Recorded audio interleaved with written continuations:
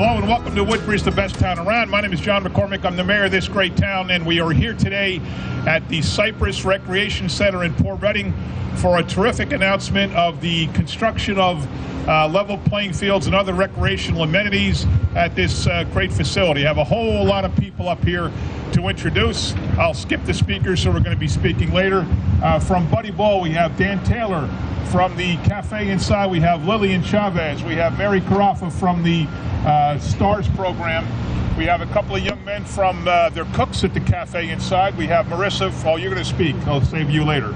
All the way to the right, we've got Chris Costi, our Special Projects Manager, Senator John Bennett, our Administrator, Martalewski, Planning Director, Dennis Henry in the back is the Public Works Director, Vito Simaluka is the Recreation Director, Brian Molnar from the Board of Ed, also the Deputy Recreation Director. Then I think, well, Councilman Ficarra, you want to speak?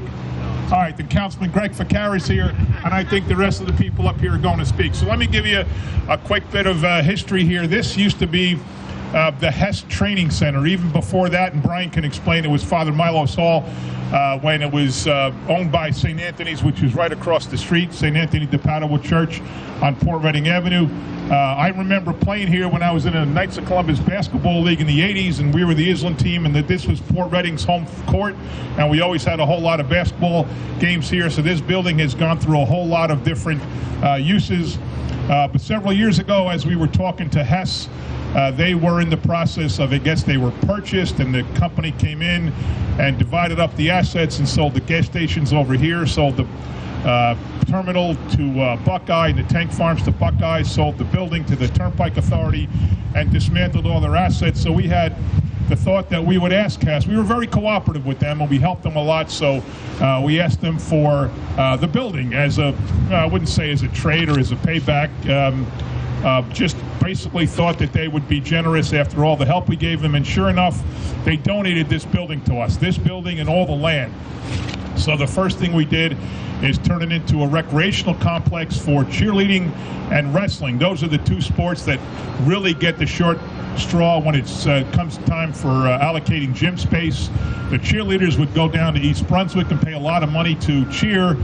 The wrestlers would be dragging mats up and down school cafeterias, up and down stairways all over, and they both, as I said, got the short straw. But now this facility is beautiful. They use it practically every night and practically all weekend. They have wrestling tournaments, they have cheerleading tournaments. They're very thrilled with this. We then expanded this. We actually built a little bit of a kitchen. We had ideas of a business coming here. That didn't work out, but we still had the kitchen, so we turned that into a cafe, which we'll talk about next week when we have that press conference and ribbon cutting. We then turned to Jimmy Carroll. Several parents had come to us talking about their kids that turn 21, special needs kids that turn 21, where the school system no longer takes care of them.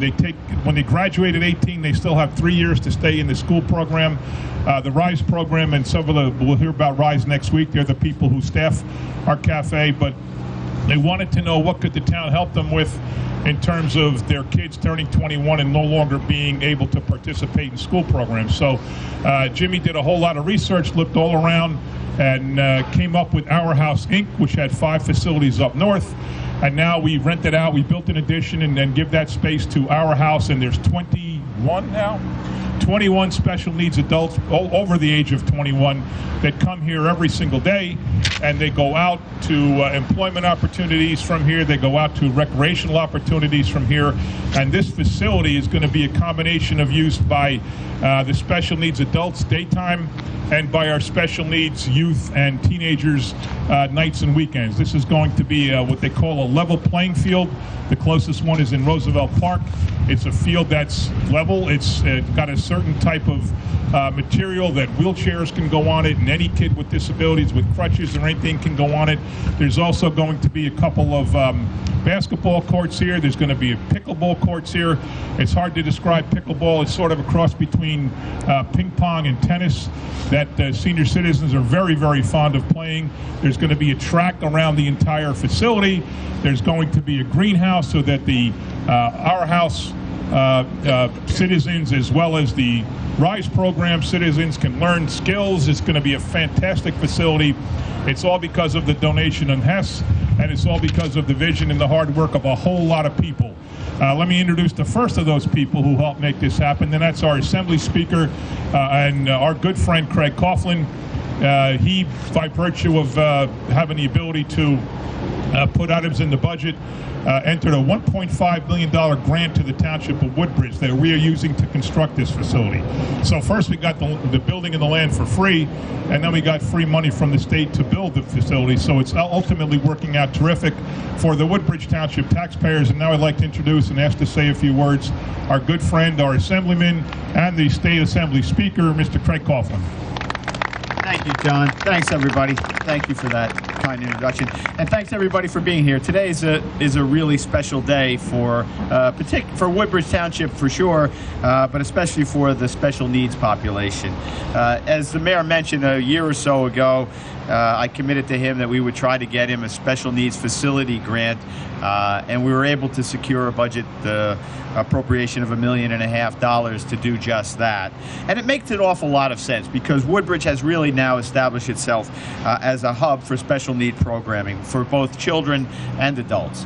Whether it's the PACE program or the RISE program, the Rangers sled hockey, or the Cypress Hills our family house, our house, I'm sorry, for adults. And today we take the next step by the groundbreaking of this level playing field. You know, we all understand how important sports is. It helps to build character. It helps to help people come together as a community, and everyone should have that opportunity. So today we take a step forward in that process, and I look forward to coming down here in the years to come to watch children and adults and families enjoying this great facility. So let me just commend the mayor and his council and the staff and everyone who is instrumental in the incredible effort that it makes to addressing the needs of the special needs folks of the community, and compliment them on another job well done. Thank you all for a couple of minutes of your time. Thank you, Mr. Speaker. Marissa is the head of the Our House program here. She works for the company. It's Our House, Inc. It's also Hope Autism Solutions. There's two different entities. And as I said, they came here a little over a year ago and have been tremendous. There's 21 adults. The vast majority of them are Woodbridge Township residents who come to this facility every day. I'd like to ask Marissa to say a few words on behalf of Our House. Thank you, Mayor McCormick. We are so thankful to be given this space by the township, and we couldn't be more excited to have all of this outside our front door. Our participants love coming here every day, and they're going to love it even more. Thank you. Thank you, Marissa. We also have former councilman, that's not working anymore. That's all right. We also have, there it goes, former Councilman Jimmy Carroll. Each of our council people have their own areas of passion, their own areas of interest, their own areas of concern. For years, Jimmy Carroll has had a soft spot in his heart for the special needs population. It goes back to his days before he was even a councilman. He was a Knights of Columbus member, as I was.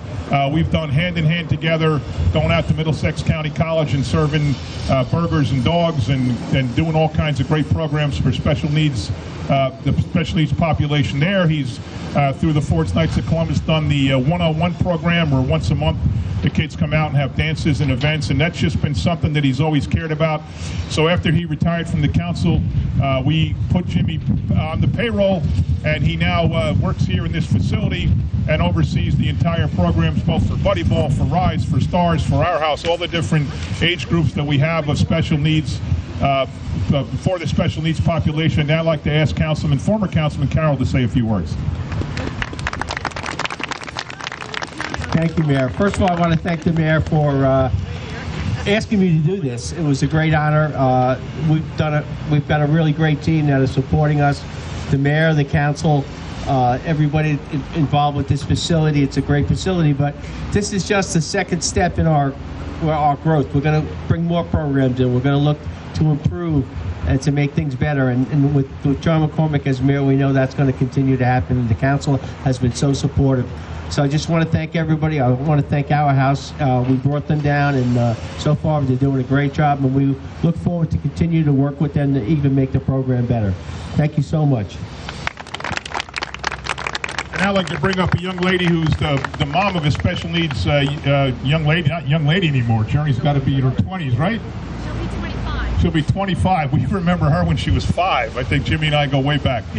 Sharon Oleschik, as I said, she helps run the STARS program, which is meets every Wednesday night, sometimes School 28, sometimes other places. So I want to ask her to say a few words about the opportunities presented here for your daughter and for others. Thank you for inviting us. Is it working? Thank you for inviting us. Again, the Woodbridge Stars is 18 years old and older. For Wednesday nights we play all different sports. We have parties. It's a great program. I love running it. The parents help out greatly. That's all I have to say, and thank you so much for the opportunity. We can play sports here. All right, thank you, Sharon.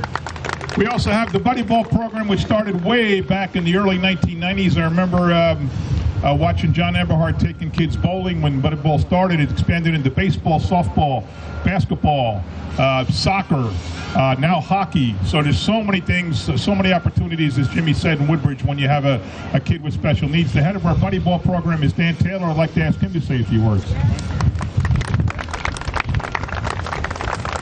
I want to thank the township, the mayor, the council for this wonderful facility that we're going to have for our special needs community. I know the Buddy Ball family is going to be very excited for it, and I'm looking forward to using it very much. Thank you very much for all your help. Thank you, Dan. I mentioned Councilman Brian Small before, Councilman at large. He is a Port Reading native and probably spent a whole lot of time in this building more than anybody else up here. I'd like to ask Brian now to say a few words. Thank you, Mayor. That building right there, I pretty much spent my childhood between St. Anthony's Church and the CYO program. It's incredible to see it retransformed into the recreation center and our house. And on the ground we're standing behind right here was basketball courts, an old library, and a hockey court that myself and Brian Molnar and other youth in the town transformed into our own hockey court and later started a league. So to see this property reborn again is amazing, and good luck to everybody using it. Thank you. All right, and the local 3rd Ward Councilman, Corey Spiller, covers Avenel and Port Reading, and he's been on top of everything here, we're keeping him apprised of the progress. He's checking on it himself, so I'd like to ask Corey to say a few words. Thank you, Mayor. Good afternoon. Good morning. Normally at these events, I always start off with, how great it is that we took as Councilman Small says, a piece of property reborn, redevelop it, and make it look nice, brand new. But it's so much more here. The services that are going to be offered are just fantastic. Tied in with our house and Cypress Center, the level playing field. This whole area is just absolutely fantastic. So I want to thank everyone again involved. Thank you. All right, that does it for our speakers. I want to recognize the CME firm, CME Associates, our engineer on this project, who's done all the work to design it. They're going to oversee it, make sure it gets constructed right. I have John Cook. Why are you not up here, John Cook? He works here. What do you do? Get up here. Stand beside everybody. John Cook is here day to day, overseeing the whole cheerleading wrestling program, overseeing the cafe, and overseeing the Our House program. We have our town engineer. No, that's not Mike. That's Dan.